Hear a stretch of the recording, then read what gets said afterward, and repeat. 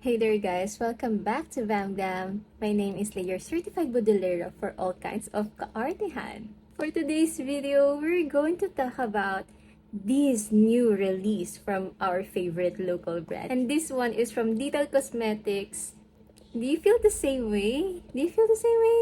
Like, I feel like this is another wish granted. Kasi remembered nung ni-release yung Fresh Filter Foundation nila. I still have the mini size.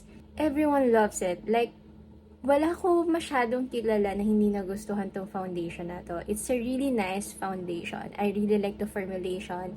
Although the shades, not so much, but I really like the formulation of this foundation. And we were all like, sana magkaroon ng concealer to. And you know what guys? Narinig tayo ni Untitled Cosmetics. And finally, after a year or so, they finally released their Fresh Filter Concealer, guys. Eto na, nandito na siya. So, I'm a little bit in a hurry right now kasi meron kaming medyo importanteng lakad today. But I still wanna show you guys like a short review of this product. So, while I'm doing my makeup, I'm going to explain what are the claims of this concealer. But of course, I'm going to use the Fresh Filter Foundation as well. So for the foundation, I actually got the shade Macadamia. Nung time na nabili ko kasi to, parang si Macadamia na yung parang isa sa pinaka-lightest shade nun. But they already have new shades ngayon. And so naturally, nung kukuha ko na tong concealer, I also got the same shade. Because I think they will have the same shade siguro kasi they have the same name eh. But it turns out they're not the same. Naka-order na ako nito bago ko pa makita to in person. I was not aware na nasa physical store na pala nila to. So I was not able to swatch it there. So yeah, I got the Macadamia, the same shade as my foundation. So here I'm gonna blend it first. Now, the Untitled Cosmetics Fresh Filter Concealer, my shade here is also Macadamia as mentioned earlier. I got the same shade as my foundation. And this one retails for 249 pesos. That's actually very, very, very affordable. And it comes in 3.5 ml na. Medyo madami-dami na yun guys for a 245 pesos. And also, they already have 12 shades. Unlike before, di ba, parang medyo limited lang yung shades ni Detail. At least ngayon, at least may 12 shades na sila. And it also comes with 3 correctors. Same price din sila, 249 pesos din. Kasing laki lang din sila. Although I haven't swatched that one, kasi hindi talaga ako masyado mahilig sa correctors. I don't see the need of using one on myself. This is no longer the first time that I'll be using this concealer kasi nagamit ko na siya actually yesterday. I just got this yesterday, but sakto naman kasi I have a makeup gig yesterday, so I used it on myself just to see how long it will last on me. Kasi usually pag nagme-makeup ako, you don't have time to touch up. Talagang nag-oil ka talaga and all. So I think it's a great time to test the product as well. So I'm going to explain to you. I'm also going to show you how it looked by the end of the day. Although I was not able to record the whole process of application yesterday, but still, at least I was able to record how it looks by the end of the day after like how many hours? Oh, that's a whole 12 hours yesterday. So, yeah. So anyway, this concealer also has some skincare benefits in it. Just like the foundation, it also has the rose water. And they have orbitin, niacinamide, centella, and licorice. And I'm not sure what this ingredient is, but I think it's a portulaca oleracea. I don't know how to pronounce. Basta, eto siya. So anyway, sa nakikita ko, most of the ingredients has this brightening and moisturizing. So, we'll see how the concealer will work on the under eyes. By the way guys, I'm using the shade Flamingo of the Detail Color Tonic Blush. Favorite ko na to. Sobra. Gusto niyo rin ba to? Balik tayo sa channel natin kay concealer.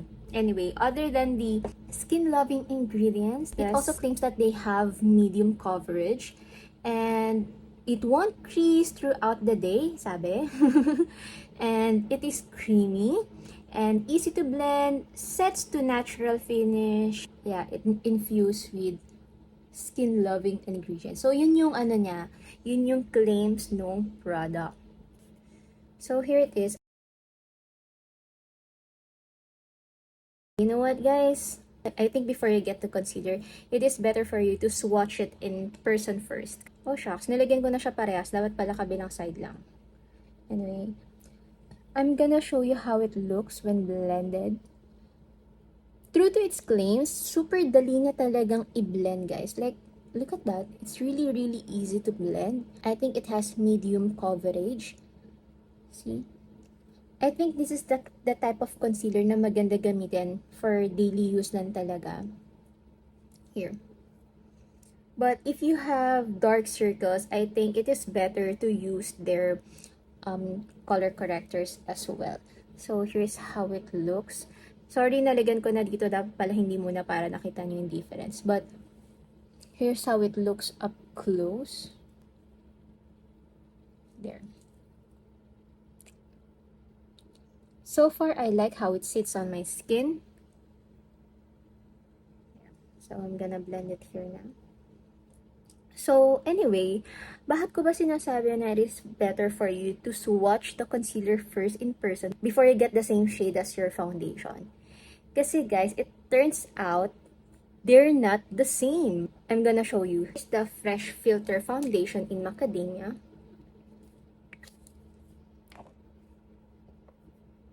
And here is the swatch of the Fresh Filter Concealer in Macadamia din. Look at that. The concealer definitely looks darker and more warmer. And I'm also going to flash a little bit of my swatches here ng mga lighter shades kasi nag-swatch din ako for my sister kasi gusto niya rin nito. So, nag-swatch ako ng mga possible shades for her. And mukhang pati yung ibang shades, yung mga lighter shades, mukhang mas darker talaga siya compared to the foundation. So, I don't know why it's like that. And the sales representative also told me that it oxidizes pa daw. So, yun. Siguro take note na lang on that one. But I think this shade naman, kahit medyo dark siya sa akin, I think it still works. Kasi honestly, guys, for me under eyes, I don't like using very bright concealer. I think yung same shade or a shade darker than my tone, mas nako-cover niya ng maayos yung dark circles ko. For me, parang it works better than having lighter concealer. That's one layer of concealer. I'm gonna try to add another layer para makita natin if it's buildable. Just a little bit here.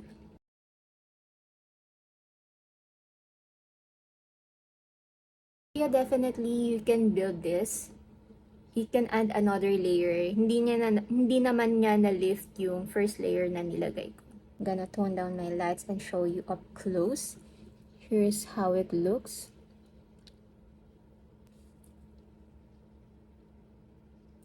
So far talaga, mabilis siyang i-blend, madali siyang i-blend. Yes, you can layer it. First application, yes, it is medium coverage. So far, I like how it sits on my skin. But I'm not sure if it can cover my blemishes. Let's try that. Although this is not designed for covering blemishes. Dapat talaga for blemishes, you use a cream or pot type of concealer. So here I'm gonna put a little bit of dot. Yes, may bago na naman ako dito. Next time may constellation na ako dyan. So I'm gonna marinate it for like few seconds for it to become tacky kasi it is much better to marinate it on your skin before you blend it kasi para mas maging heavier yung coverage niya, para medyo nag-dry na siya ng konti. Hindi ko pala na-record kayo na pero I tried to blend it na on my blemishes, but I think it's not thick enough to completely cover it, but still did help my skin to look even. Nakatulong pa rin naman siya. Although I don't know if it's going to move or not. But it did help a bit. Yes, it did even out the skin. It did even out my skin tone. Medyo na-blur niya ng konti yung blemishes ko there. But not completely covered. But I'm already fine with that. Okay na ako dyan sa coverage na yan. I'll just set my face with this one from Squad Cosmetics.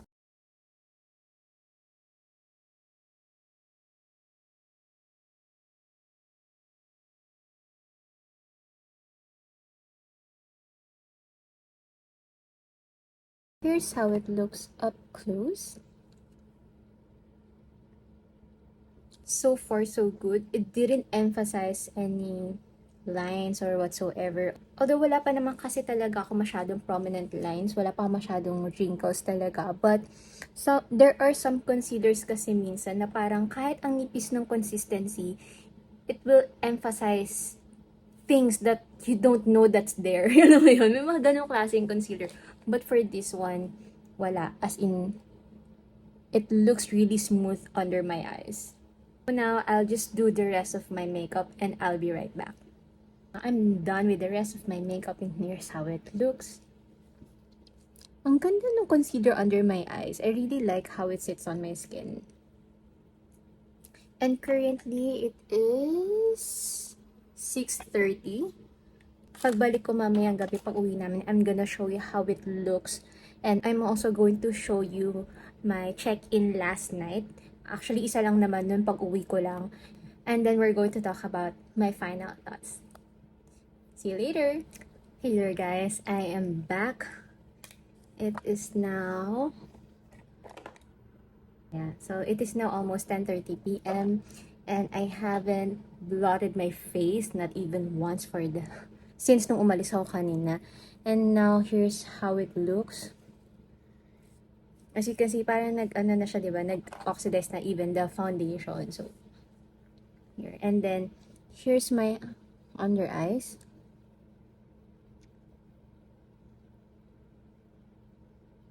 So, it's only been like, what? So, ilang hours pa lang? So, like 4.5 hours pa lang nung apply ako ng makeup and I did not blot. Hindi rin ako nag-wear ng mask. So, yan. So, one of the claims of this concealer is it will not crease throughout the day. But, unfortunately, it's still creased. And you know what, guys? There's no such thing as concealer that does not crease. Definitely, meron pa rin po concealer na mag-crease. It doesn't matter kung gaano pa yan kamahal or gaano pa siya ka-waterproof. Our face, it moves. We have reactions. We smile. You know, parang we have facial reaction. So, naturally, our skin will move pag nagkakaroon tayo ng facial reaction. So, definitely, it will create some crease around your face. Wherever na merong movement yung face mo, definitely there will be crease. I believe walang ganong concealer talaga. It will definitely still crease. But, there are concealers na it will take some time before it creases. Alam mo yun? But for this, unfortunately, it creased on me. I think the wear time would be, ano lang siya. Siguro more on a regular wear time lang talaga siya. Hindi talaga siya yung pangmatagalan. But I think this type of concealer is good for an everyday use. Actually, it reminds me of the Maybelline Fit Me. Pati yung consistency niya kasi, hindi siya ganun kakapal. Medyo may pagkarani siya na onte, but at the same time, it has enough coverage. Diba parang ganun si Maybelline Fit Me? So, it kind of reminds me of Maybelline Fit Me. Or maybe it will look better kapag one layer lang yung nilagay natin. I don't know if it has factored the fact that I added another layer because we checked if it can be buildable. But, based on my experience the other day, so I'm gonna show you the video right here. So, in this video, I've worn the concealer already for about almost more than 12 hours already, because I started doing my makeup around 9 a.m. and I was done by maybe around 11 a.m. and then I got back home around 12 p.m. and as you can see, I've worn the concealer the entire day. Of course, I did blot my face few times already, but you can already see that my under eye concealer already creased here. So now onto my final thoughts. Yes, it does apply really smoothly. It does not emphasize my pores or my lines whatsoever. It sits nicely on the skin. It's very easy to blend. You have enough time to blend the concealer. It does not set really fast unlike other concealers, and then the coverage is around medium. Definitely can build it. Yes, I tried it up to the second layer and it's really easy to blend. And yeah, but unfortunately, as mentioned earlier as well, it creased under my eyes. So maybe because of its moisturizing ingredients is one of the possible factors. And I can see that this concealer will work best for those who have combination to normal skin. I'm not sure yet with the dry skin. Right now, I don't have a lot of dry patches, although I do have some spots here and there. But yeah, it didn't emphasize any of my dry patches. So I'm not sure yet if it's going to work with the dry skin, since my skin type is more of a combination to normal. But I wouldn't recommend this for oily skin type girls. But for me, for its price, I think it performed well. However, for the claim that, yeah, again, I will mention, for the claim that it will not crease throughout the day, unfortunately, expect that it will still crease, really. I think it's a good daily concealer, but it's not something that I would recommend if you need a concealer that will last you the entire day. So would I still recommend this concealer? Yes, I'd still recommend this concealer. I'd still recommend you to try this concealer, because what didn't work for me may work for you, and vice versa, that what worked for me may not work for you. So I believe that this concealer still deserves to be given a fair shot for everyone. And besides, it's very affordable. So I think it won't hurt to try this concealer. Definitely you need to swatch this first, and it will definitely oxidize. So that's it for today's video, guys. I hope I was able to help you decide if you're going to get this product. So I hope you appreciate this video, guys. And if you like this video, please don't forget to give it a thumbs up, like and share, and subscribe to my channel. And also please follow me on my other socials, like my Facebook page for makeup booking services, and I also have my TikTok. So anyway, guys, that's it for today, and I'll see you again in my next one. Bye.